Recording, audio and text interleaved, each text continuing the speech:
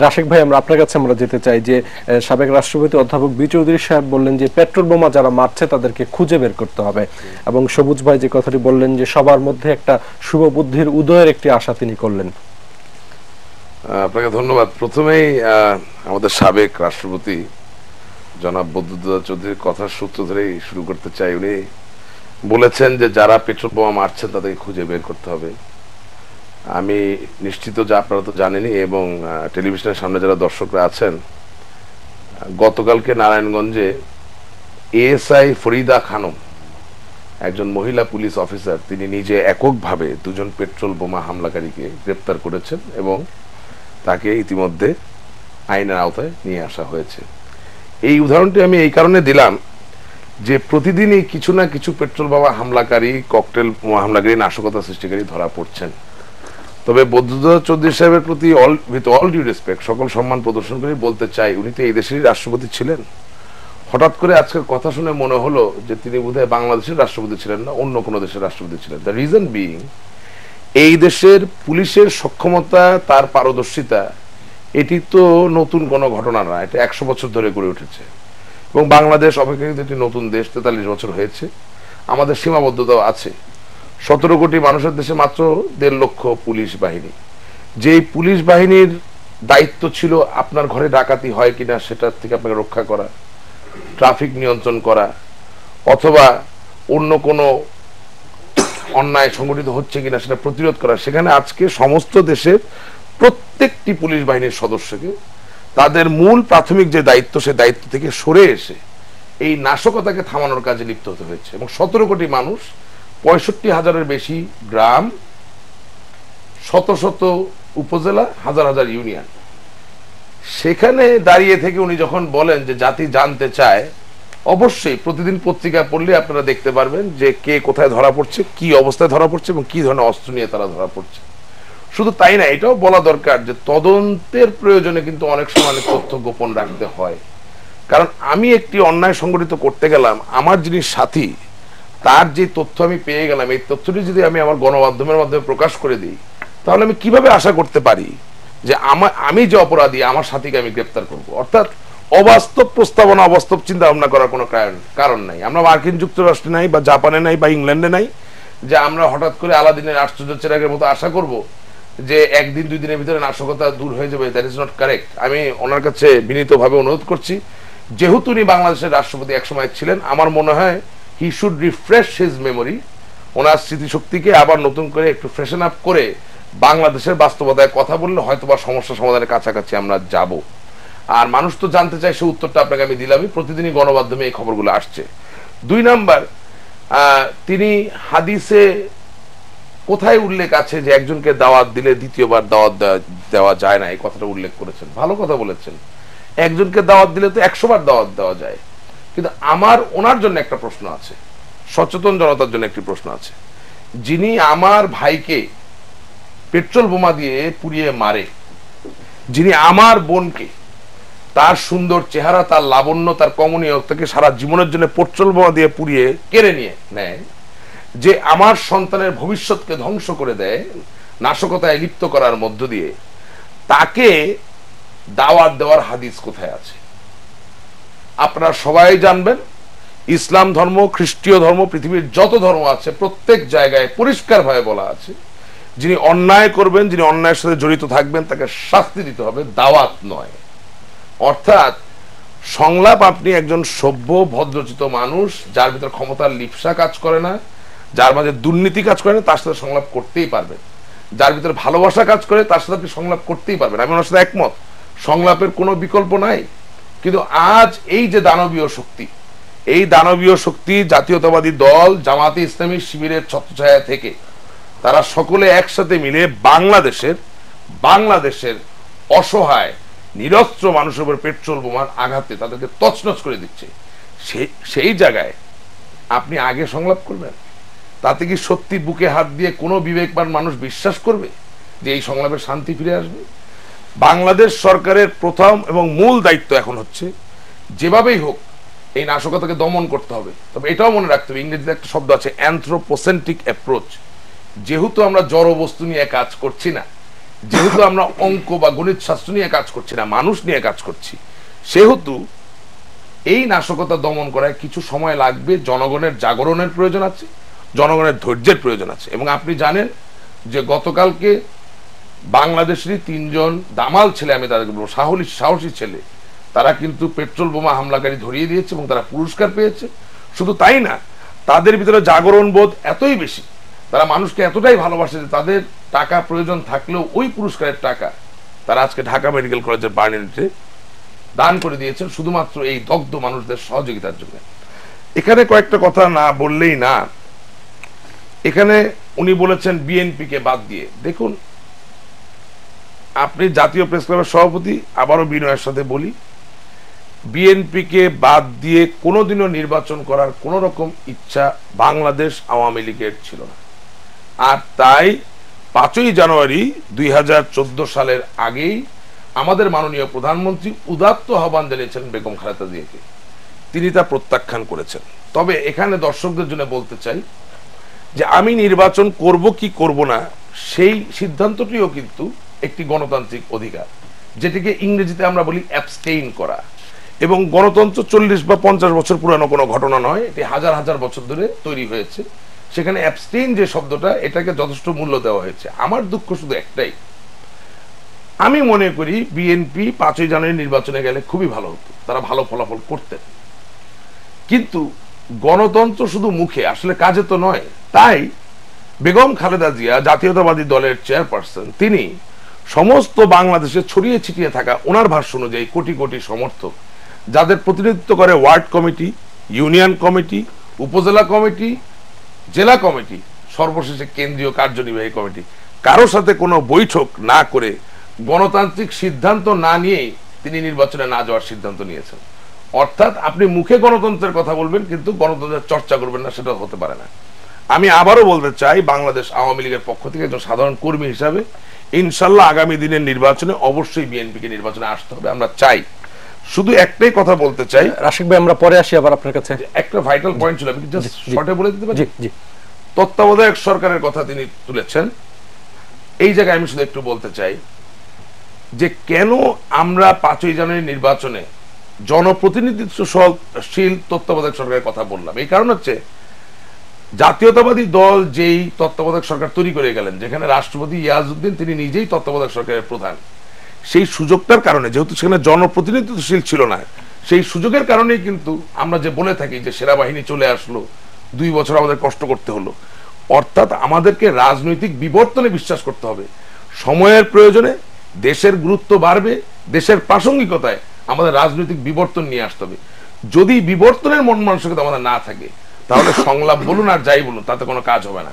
আর সবশেষে বলতে চাই, মহাত্মা গান্ধী একটা কথা খুব পরিষ্কারভাবে বলেছেন, compromise is about give and take, and in politics compromise is vital. However, you cannot compromise on the fundamentals. যেগুলো আমাদের মৌলিক বিষয়, সেই সব জায়গায় কম্প্রোমাইজ করা যাবে না, সমঝোতা হবে না, সংলাপ হবে না। কি সেগুলো? স্বাধীনতা যুদ্ধের ইতিহাস, স্বাধীনতা যুদ্ধে রাজাকার, আল বদর, আল শামস, তাদের বিচার, এবং পরবর্তী সময়ে যেসব খুন হত্যাকাণ্ড হয়ে গেছে সেই বিচারহীনতার সংস্কার, বঙ্গবন্ধুর হত্যাকাণ্ড, জাতীয় চার নেতার হত্যাকাণ্ড, major general Ziaur Rahman, colonel Taher, Shah MS Kibria, Asadullah master, 21শে আগস্টের গ্রেনেড হামলা, প্রত্যেকটি হত্যাকাণ্ডের বিচার করার মধ্য দিয়ে এই দেশ থেকে প্রথমে বিচারহীনতার সংস্কার দূর করতে হবে।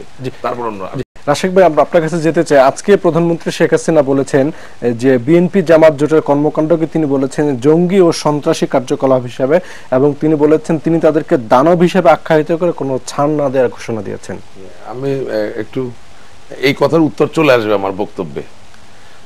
সবুজ ভাইয়ের সাথে আমার একটা জায়গায় মিল তৈরি হয়ে গেল, আমি খুব আনন্দিত যে তিনিও দেশের ভালো চান, আমরাও দেশের ভালো চাই, আমরা শান্তি চাই। আর আজকে আমি সত্যি নিজেকে সম্মানিত বোধ করি এই জন্যে যে আমি খুবই ছোট্ট নগণ্য একজন রাজনৈতিক কর্মী হিসেবে বাংলাদেশের প্রান্তিক পর্যায়ের ফুল চাষ, ফুল ব্যবসার সাথে যিনি জড়িত, আপনি আপনার অনুষ্ঠানে নিয়ে এসেছেন, এটা সত্যি বিরল। অন্যান্য টক শোতে বাংলাদেশের ছড়িয়ে ছিটিয়ে থাকা পরিশ্রমী মানুষ, প্রান্তিক পর্যায়ের মানুষদেরকে নিয়ে আসা হয় না। এবং জননী ভাই আছেন এখানে, আভ্যন্তরীণ পর্যটনের খুবই প্রাসঙ্গিক একটি বিষয়। আই ফিল অনার্ড আপনাকে ধন্যবাদ, এবং আমি আশা করি আরো অন্যরা আজকের এই উদাহরণটি অনুসরণ করবে। তার মধ্যে দিয়ে বাংলাদেশের সত্যিকার দুঃখী পরিশ্রমী মানুষ যাদের জন্য এই দেশ স্বাধীন হয়েছে তারা তাদের মনের কথাগুলো বলতে পারবে। আর সবুজ ভাইকে ধন্যবাদ যে অ্যাটলিস্ট আমরা সকলেই তো শান্তি চাই, কিন্তু কিছু সত্য এখানে উল্লেখ না করলেই না। দেখুন 91 সালে জাতীয়তাবাদী দল ক্ষমতায় এসেছে, সংবিধানের প্রভিশন না থাকা সত্ত্বেও তত্ত্বাবধায়ক সরকারের মাধ্যমে এসেছে, শাহাবুদ্দিন সাহেব তখন ছিলেন। পরবর্তীতে 96 সালে আওয়ামী লীগ এসেছে, 2001-এ আবার জাতীয়তাবাদী দল এসেছে। কিন্তু মজার বিষয় হচ্ছে এই যে 3টি নির্বাচন আমি উল্লেখ করলাম, কোন নির্বাচনই কোন দল গ্রহণ করেন নাই। অর্থাৎ তত্ত্বাবধায়ক সরকারের ডিজাইন এবং ডিভাইসে এমন কোন একটা সমস্যা আছে যে অনন্তকাল ধরে এই প্রক্রিয়া চললেও কোন রাজনৈতিক দল এর ফলাফল মেনে নেবে না। 1, 2 নাম্বার, 2008-এর যে নির্বাচন তার বিশেষত্ব কি? যে একই রাষ্ট্রপতি একই তত্ত্বাবধায়ক সরকারের প্রধান। এই যে একটা ডাইলেমা, এই যে একটা সমস্যা, এই সমস্যার মধ্যে দিয়ে যেটা হলো যে একটি তৃতীয় শক্তি সুযোগ নিয়ে নিল, এবং দীর্ঘ 2 বছর বিভিন্নভাবে আমরা বলে থাকি যে বাংলাদেশের মানুষ, জনগণ বিভিন্ন বিচারহীনতা, বিভিন্ন সমস্যার সম্মুখীন হয়েছিল। অর্থাৎ এটাকে যে খুব স্বর্ণযুগ বলা যায় তা কিন্তু না। আমি আশা করি সবাই আমার সাথে একমত হবেন। এখন আমাদের সাবেক প্রধান বিচারপতি জনাব খায়রুল সাহেব তার রায়টি কি দিয়েছিলেন তত্ত্বাবধায়ক সরকারের ব্যাপারে? কেন বিচার ব্যবস্থা, বিচারালয় এবং বিচারকদেরকে এই ব্যাপারে সিদ্ধান্ত দিতে হলো সেটা আমি এক্সপ্লেইন করে দিচ্ছি। তিনি বলছেন, তিনি রায়ে বলছেন যে তত্ত্বাবধায়ক সরকারের কোনো প্রয়োজন নেই, কিন্তু তার অবজারভেশন, পর্যবেক্ষণ, যে আরো 2 বার রাখলে রাখা যেতে পারে। অবজারভেশন অর্থাৎ এটা বাইন্ডিং না, এটা মানতে হবে তা না, এটা আইন নয়, এবং এর সিদ্ধান্ত সংসদে নিবে। অর্থাৎ সুপ্রিম কোর্ট তার জায়গা থেকে সংসদের সার্বভৌমত্বকে সম্মান দেখালেন, যেটা করার কথা। কিন্তু সবচেয়ে বড় কারণটা হচ্ছে খায়রুল সাহেব আরেকটা কথা বলেছিলেন যে অবশ্যই বাংলাদেশের ক্ষমতার পট পরিবর্তনের সাথে বিচার ব্যবস্থার সকল মানুষকে বাইরে রাখতে হবে। কেন? এই দেশের শাসন ব্যবস্থা বিভিন্ন সময় আমরা দেখেছি দুর্নীতিতে আচ্ছন্ন, যেখানে টাকা পয়সার লেনদেনের ব্যাপার আছে, ক্ষমতায় গেলে আপনার জীবন খুব সহজে, ভাই আপনার মতো পরিশ্রম করা লাগে না, একটা সই দিলেই কোটি কোটি টাকা চলে আসে। সেখানে আমরা যদি এই বিচার ব্যবস্থায় সম্পর্কিত সকল বিচারকদেরকে নিয়ে টানা হেঁচড়া করা শুরু করি, যেই বিচার ব্যবস্থা, যেই আদালত আপনার, ওনার, আমাদের সকলের শেষ আশ্রয় স্থল, সেখানে কি কিছুটা হলেও বাংলাদেশের সচেতন জনতা সেই বিচার ব্যবস্থা কলুষিত হওয়ার সম্ভাবনা দেখে না? সেই প্রেক্ষাপট থেকেই প্রধান বিচারপতি রায় দিয়েছেন যে বিচার ব্যবস্থাকে বাইরে রাখতে হবে এবং তত্ত্বাবধায়ক প্রয়োজন নেই। এবং আমি বারবার বলতে চাই, বঙ্গবন্ধু কন্যা জননেত্রী শেখ হাসিনা বাংলাদেশের প্রধানমন্ত্রী, তিনি তত্ত্বাবধায়ক সরকার উড়িয়ে দেননি। তিনি বলেছেন বাংলাদেশ আজ এত গুরুত্বপূর্ণ যে $1100 আমাদের মাথা পিছু আয়, 19,500 বর্গ কিলোমিটার নতুন সম্পদশালী একটি সমুদ্র এলাকা আমাদের কাছে এসেছে, গ্যাস, কয়লা কি নেই আমাদের কাছে, অদম্য মানুষ, খালি হাতে যুদ্ধ করা মানুষের দেশ, আমরা কোটি কোটি বিলিয়ন বিলিয়ন আয় করি। সেখানে তিনি শুধু বলেছেন আজকে পৃথিবীর আন্তর্জাতিক মণ্ডলের প্রাসঙ্গিকতা এবং গুরুত্বের কারণে বাংলাদেশের ক্ষমতাভার, শাসনভার, দায়িত্ব 1 সেকেন্ডের জন্য জনপ্রতিনিধিত্ব নেই এমন কারো হাতে দেওয়া যাবে না। অর্থাৎ তিনি বলেছেন বেগম খালেদা জিয়া আপনি আসুন, স্বরাষ্ট্রমন্ত্রী হন, আপনি আরো 5টি মন্ত্রণালয় নিন, কিন্তু তাদের সকলকে সংসদ সদস্য হতে হবে। তত্ত্বাবধায়ক সরকার তিনি প্রস্তাব করেছেন, শুধু বলেছেন সদস্যরা হবেন সরাসরি জনগণের ভোটে নির্বাচিত। একটি যৌক্তিক, যুগোপযোগী, রাজনৈতিক সময়ের প্রয়োজনে নিরূপণ করা একটি ফর্মুলা তিনি গ্রহণ করলেন না। এমনকি আমি এটাও বলতে পারি যে সংলাপে গিয়ে উনি বলতে পারতেন যে আরেকটু সংশোধন করুন, আরেকটু পরিবর্তন করুন, আরেকটু পরিবর্তন করুন, তাহলে কিন্তু আমার মনে হয় সমস্যা আজকে এই জায়গায় আসতো না। এখন উনি যেটা বলছেন যে রাইট নাও সংলাপ ছাড়া কোনো সমাধান নাই, আমি ভাই এই দুইজনকে জিজ্ঞেস করতে চাই যারা টিভির সামনে আছে তাদেরকে। তোফায়েল আহমেদ বলেছেন যে সংলাপ হয় রাজনৈতিক দলগুলোর নেতাদের সঙ্গে, সন্ত্রাসীদের সঙ্গে। এক্স্যাক্টলি, আমি যাচ্ছি সেই জায়গায়। যদি পেট্রোল বোমা শখানেক মারার মধ্য দিয়ে 61 জন বা 65 জনকে পুড়িয়ে মারার মধ্যে দিয়ে যদি আপনি সংলাপে বসতে পারেন, তাহলে কি এই দেশের একটা চল তৈরি হয়ে যাবে না? রাশিক ভাই, আমরা ব্রেক নিয়ে আপনার কাছে আসি। জি প্লিজ। প্রিয় দর্শক, বিজ্ঞাপন বিরতির পর ফিরে এলাম নিউজ আওয়ার এক্সট্রা অনুষ্ঠানে। আমরা রাশিক ভাই আপনার কাছে আমরা যেতে চাই। তো আমি যে কথাটা বলছিলাম সেটা হচ্ছে মূলত এরকম যে যদি নাশকতা করে 100টি পেট্রোল বোমা ফাটালেন এবং প্রায় 60-65 জনকে পুড়িয়ে মারলেন, এটা যদি আপনাকে সংলাপে নিয়ে যেতে সক্ষমতা দেয়, তাহলে দর্শকদের নিজের মনের কাছে প্রশ্ন করতে হবে যে আগামী দিনেও এরকম কোনো অপশক্তি কি একই কাজ করবে না। অর্থাৎ যখনই ছোট বাচ্চার মতো আমার কোনো কিছু ভালো লাগবে না, আমার হাতের তখন অস্ত্র হবে একটি পেট্রোল বোমা, এটা তো হতে দেওয়া যায় না। সরকারের অবস্থান খুব পরিষ্কার, নাশকতার সাথে কোনো সংলাপ নেই। আর সেই নাশকতার সাথে জাতীয়তাবাদী দল জামাতে ইসলামী জড়িত থাকে, তাহলে তো সংলাপের প্রশ্ন আসে না। আমি অ্যাটলিস্ট ব্যক্তিগতভাবে বিশ্বাস করি, এবং আমার মতো কোটি কোটি মানুষ বিশ্বাস করে, যে জামাতে ইসলামী এবং জাতীয়তাবাদী দলের কারণে এই নাশকতা সমস্ত দেশে হচ্ছে। তারপরেও যারা এ নিয়ে দ্বিমত পোষণ করেন, আমি তাদেরকে রিকোয়েস্ট করব যে আসলে এই নাশকতার মধ্যে দিয়ে সত্যিকার অর্থে কে লাভবান হওয়ার সম্ভাবনা আছে সেটা নিরূপণ করলেই তারা বুঝতে পারবেন এটা হওয়া ঠিক কি না ঠিক। আর সবুজ ভাই একটা কথা বলেছেন যে নাশকতা চলতে থাকলে শুভ শক্তি নাকি হারিয়ে যাবে। আমি শুধু এই জায়গায় একটা কথা বলতে চাই যে আজকের আধুনিক বিশ্বের অন্যতম পুরোধা গণতান্ত্রিক দেশ অর্থাৎ ইংল্যান্ড, ইউনাইটেড কিংডম বা গ্রেট ব্রিটেন, যুক্তরাজ্য, সেখানে প্রায় ২০-২৫ বছর আগে শিন ফেইন একটি রাজনৈতিক দল এবং তার একটি অংশ আইরিশ রিপাবলিকান আর্মি, আপনারা জানবেন যে নাশকতা শুরু করেছিল। অর্থাৎ তারা বিভিন্ন মলে, শপিং মলে, দোকানপাটে, গাড়ির ভিতরে রেখে রেস্তোরাঁয় বোমা ফুটাচ্ছিল। সমস্ত গ্রেট ব্রিটেনের মানুষ ঐক্যমতে পৌঁছেছে যে যতদিন ধরে নাশকতা চলবে কোনো সংলাপ আসতে পারে না। আজ আমি দর্শকদেরকে বিনয়ের সাথে, সম্মানের সাথে জানান দিতে চাই যে সমস্ত ইংল্যান্ডে, এই আধুনিক সভ্য দেশ, গণতান্ত্রিক দেশ, সেখানে আইরিশ রিপাবলিকান আর্মির কোনো অবস্থান নাই, সেখানে শিন ফেনের কোনো অবস্থান নাই। বাংলাদেশের মানুষ সুন্দরকে ভালোবাসে, নাশকতাকে ঘৃণা করে। যেই রাজনৈতিক দল নাশকতাকে ক্ষমতায় যাওয়ার জন্য ব্যবহার করবে তারা অবশ্যই অবশ্যই নিশ্চিহ্ন হবে। তোরাব আলী ভাইয়ের জন্য শুধু বলতে চাই, একটা ফুলের পাপড়ি পড়ে গেল খারাপ লাগে, সেখানে আগুন দিয়ে যেখানে পুড়িয়ে মারা হচ্ছে, সেখানে ভাই আপনার ফুলের গুরুত্ব জাতীয়তাবাদী দল বা জামাত ইসলামী বুঝবে কিভাবে? কুমিল্লার 14 গ্রামে কয়েকজন ইয়াং ছেলে অভ্যন্তরীণ পর্যটন করে বাড়িতে ফেরার পথে অগ্নিদগ্ধ হয়ে মৃত্যুবরণ করেছিল। যেখানে ওই তাজা সৃজনশীল প্রাণ, উজ্জীবিত প্রাণের কোনো মূল্য নাই, সেখানে ভাই আপনার আভ্যন্তরীণ পর্যটনের কথা চিন্তা করার সময় আসলে কারো নাই। এগুলাই বাস্তবতা।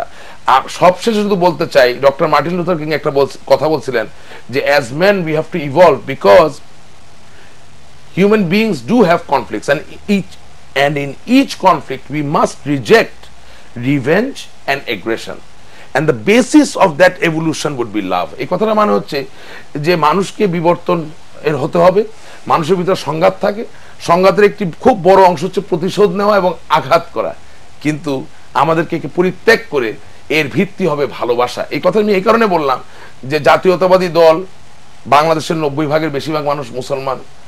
আপনার কিছুদিন আগে তুরাগ নদীর পারে আপনার যে কি বলে ইজতেমা হয়ে গেল, সেই ইজতেমায় বাংলাদেশের ধর্মপ্রেমী, ধর্মভীরু মুসলমানদের প্রতি ভালোবাসা দেখিয়ে তিনি অবরোধ উঠাতে পারেন নাই।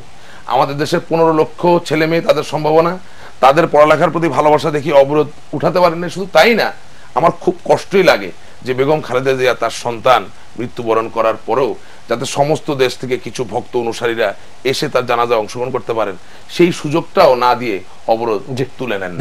আমি আর কি বলবো, ভালোবাসাই হোক আমাদের আগামী দিনের রাজনীতি।